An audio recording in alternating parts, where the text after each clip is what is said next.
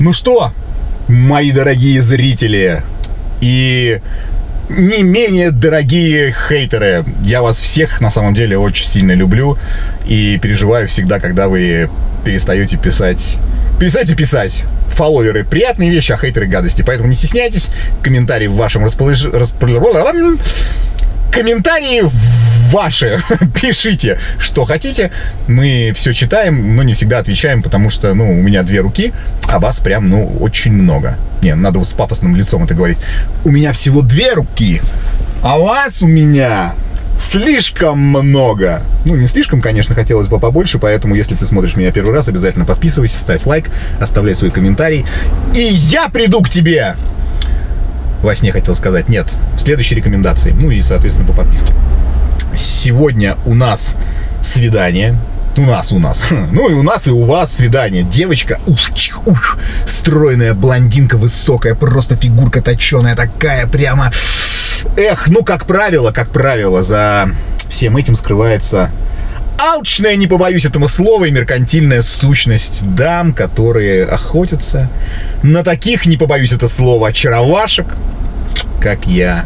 Но мама моя не для них мой цветочек растила. Светлана Эдуардовна Горбунова, директор рынка. Сёма, тебе наконец-то повезло с женщиной. У нее есть рынок и желание сделать тебе приятный. Мой цветочек растила. Понесешь, о чем я? Поэтому мой цветочек достанется только... Че я выпендриваюсь? Хоть бы кому-нибудь уже он достался, потому что сидим тут давно, а результатов что-то...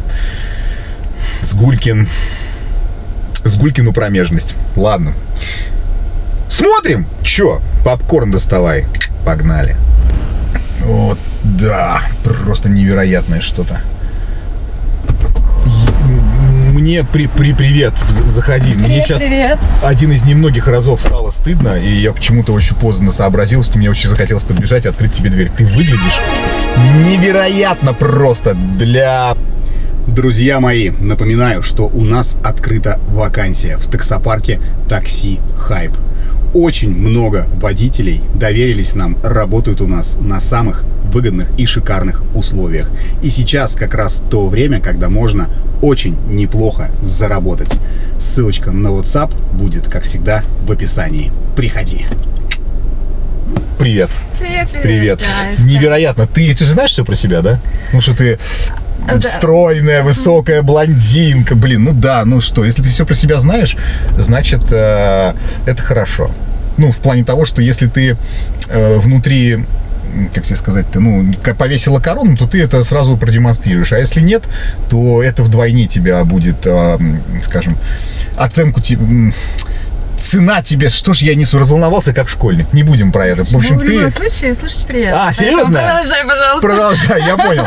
То есть, если ты, понимая, что обладаешь такими внешними данными, не становишься, такой, скажем, в негативном плане девушкой, которая пытается этим играть и манипулировать, то это тебе дает... невероятный просто бонус в отношении с противоположным полом. Кстати, насчет отношений с противоположным полом. А часто ли ты ходишь на свидания, знакомясь с мужчинами в интернете? Слушай, я на сайте знакомств не так давно, у меня опыт, в принципе, не особо большое общение там, но общалась. Не лукавишь? Нет, серьезно. Так, ладно. Но до встреч не доходило. А что такое? Может быть, не особо настойчивые были, а может, наоборот, чрезмерно навязчивые. В общем-то, как-то так несерьезно казалось, все, да, неинтересно. Поэтому, да, вот с тобой решилась на встречу, и, кстати, очень рада встрече. Спасибо тебе большое. Я тоже всегда... Зачем я так говорю? Я тоже не часто хожу на свидания, но всегда стараюсь. Понятно. Ты зря. Ты знаешь, как тяжело найти вообще человека, девушку, партнера. Это прям ты не представляешь, кого приходится наблюдать и что за люди вообще приходят. У меня иногда кажется, что в интернет заходят только те, кого уже, отшили даже в аду. То есть сказали: ад сегодня закрыт, возвращайся на сайт знакомств. Вот как-то так. То есть очень много всего очень необычного. Не будем про других. ты, слава богу, по крайней мере, уже и по разговору, и по внешним характеристикам я прям очень доволен. Ну, не будем, скажем так, забегать вперед. Давай как-то с тобой по программе сегодняшней определимся, потому что есть нюансы. Могу тебе прямо сказать. Я так, знаешь, начал за здравие, но придется мне немножко за упокой закончить, потому что существует, как я уже сказал, нюанс определенный, и мне очень важно, чтобы ты меня правильно поняла. Не буду ходить вокруг да около. У меня бизнес есть, таксопарк свой. Вот, я взял в лизинг 50 автомобилей год назад. Вот. А отрасль, ну, терпит кое-какие неудобства в связи с новым законодательством, с оттоком водителей и тому подобное. Сейчас у меня... плюс еще, конечно, черные лебеди в виде разбитых автомобилей. У меня сейчас бизнес терпит, скажем так, он не на коне. Вот. И с деньгами сейчас все не очень. И так получилось, что вдобавок так получилось, что мне жить негде. Блин, я сейчас так тебе, конечно, такие слезливые истории начну рассказывать. Но я рассказываю по факту, что есть. Сейчас жить негде, и с деньгами сейчас тяжеловато просто очень сильно. То есть, по факту я бизнесмен, но в реале... Ну, по факту, в смысле, гипотетически я бизнесмен, но в реале сейчас все не очень весело. Я к чему это? Ты только, ну... Сможешь помочь? Помоги. Нет, ну, ничего страшного, как говорится, переживу. Жить? Ну, слушай, нет, я думаю, что так нет. Мне нужно 40 тысяч на то, чтобы квартиру снять, рублей. Смотри, я не прошу их просто так безвозмездно, я обязательно тебе отдам. У меня есть план, как из этой задницы вырваться, но просто это вот навалилось буквально вот на днях, и сегодня такой пик, прям пик, он совпал с нашим свиданием, и получается так, что мне действительно сейчас обратиться даже не к кому, потому что все те, к кому я мог обратиться, я уже им должен, скажем так. Поэтому я вот смотрю, у тебя вроде, ну, выглядишь ты нормально, да, ты не в лохмотьях пришла, не в лаптях, вот, поэтому прошу вот у тебя 40 тысяч рублей. Я тебе реально вот в течение месяца все свои геморрои решу, я тебе зуб даю, и даже с лихвой тебе верну. Больше гораздо. Не вздыхай только, ладно? Да-да-да, я понимаю, что на первом свидании это прям люто слушать. Да, я согласен, но просто ситуация такая, и я, ну, знаешь, как говорится, по морде не дадут. Вот, ну, пошлешь меня, пошлешь. Я без обид, как говорится, без всего. Ты просто, ну, сможешь помочь, помоги. Нет, ну, как бы. А что у тебя потом-то в последующем это все восстановится? У меня, да, у меня есть план, да, конечно, у меня есть план. Я уже знаю, кому скинуть часть автомобилей, как как сказать, диверсификацию портфеля сделать. Видишь, такие слова я даже модные знаю. У меня есть планирование определенное. Вот, я подключаю партнеров, сейчас веду переговоры для того, чтобы сделать определенное финансовое влияние за счет части доли в бизнесе. И на это просто нужно какое-то вот время. А сейчас, ну, время, к сожалению, против меня играет, и мне приходится заниматься вот такими вот немного унизительными для мужика вещами, как просить деньги у красивой девушки.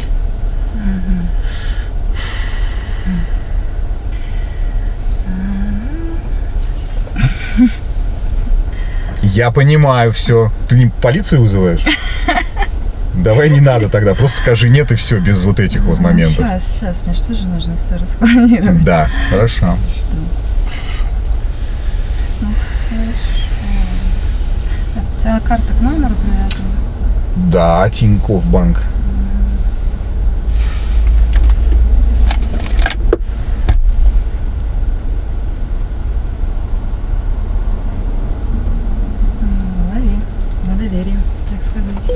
Ну, да, ничего себе, вот это повезло.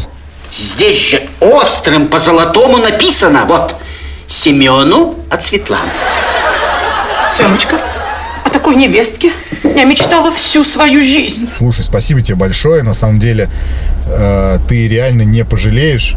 Ты, правда, делаешь очень хорошее дело. Мы общались долго, поэтому я как бы пока что доверяю. Смотри, во-первых, давай говорить прямо. Все-таки 40 рублей, да, это не те бабки, за которых имеет смысл бегать там по всей России, да, и не брать телефоны. Тем более, ну, ты видишь, да, что у меня, ну, на каких-то остаточных моментах. Тачка вроде нормальная, да, ну, одет я не как бомж. Поэтому у меня были, ну, средства, возможности и все. Просто сейчас, вот конкретно в данном точке, небольшая задница.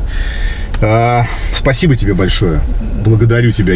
Ты обращаешься за мной? Нет, я просто хочу тебя поблагодарить. Спасибо тебе большое, потому что, ну, я не вправе был ожидать такое от девушки. Вот. Да, единственное, что, смотри, ну, раз уж я вскрылся, да, я понимаю прекрасно, что тебе бы, я бы, ну, скажем, в лучшие времена я тебя обязательно свожу в хорошее заведение, в какой-то замечательный ресторан обязательно, может быть, даже Мишлен.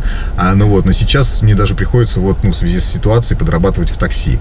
И с деньгами сейчас не очень. У меня сейчас, с натяжкой есть пару тысяч рублей для того, чтобы я их мог потратить именно на какое-то развлечение. Поэтому я понимаю, что это трэш, но все-таки в таком виде, в таком платье не ходят в Макдональдс, но все-таки сейчас вкусная точка.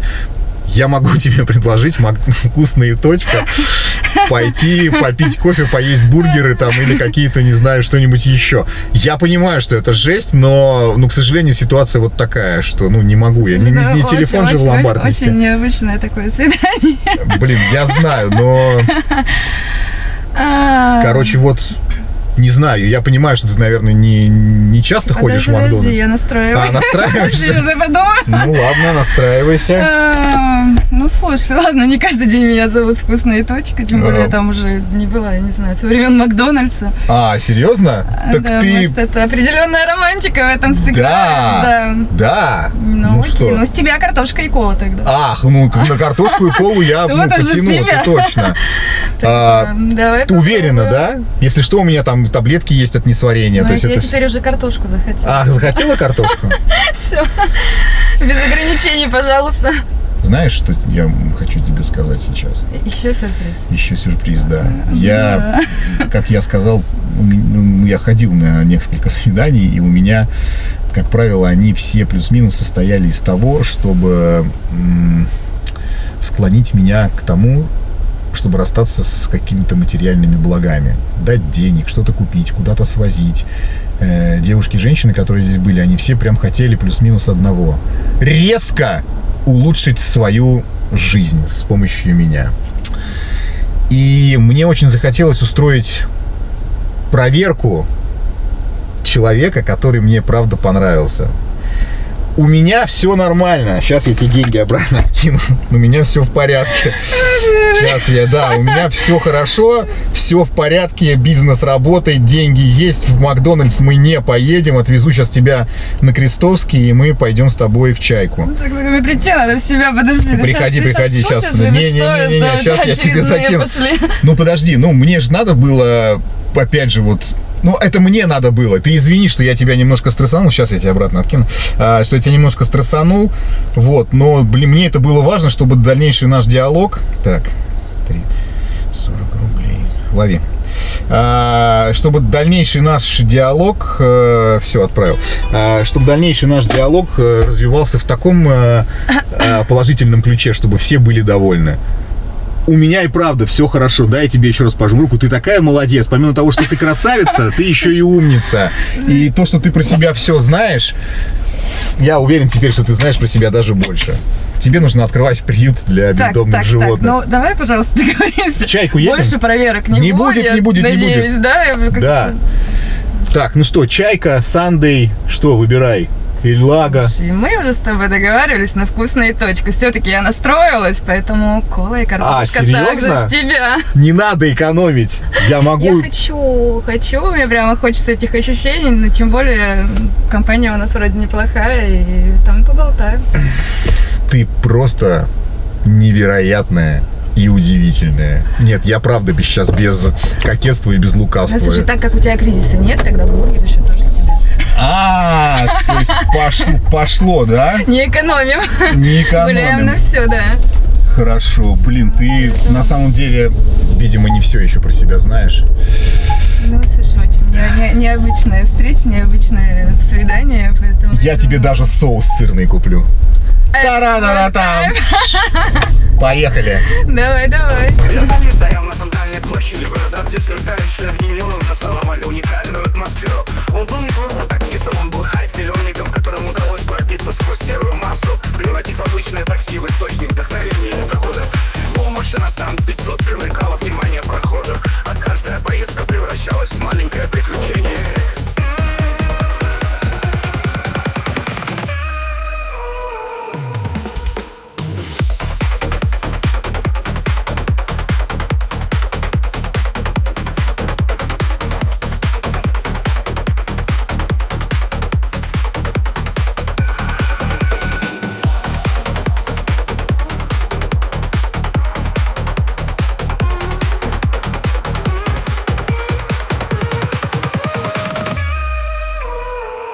Превратив маленькое приключение. Евгений стоял на центральной площади города, где сверкающие огни неона создавали уникальную атмосферу. Он был не просто таксистом, он был хайп-миллионником, которому удалось пробиться сквозь серую массу, превратив обычное такси в источник вдохновения и дохода. Его машина, Танк 500, привлекала внимание прохожих, а каждая поездка превращалась в маленькое приключение.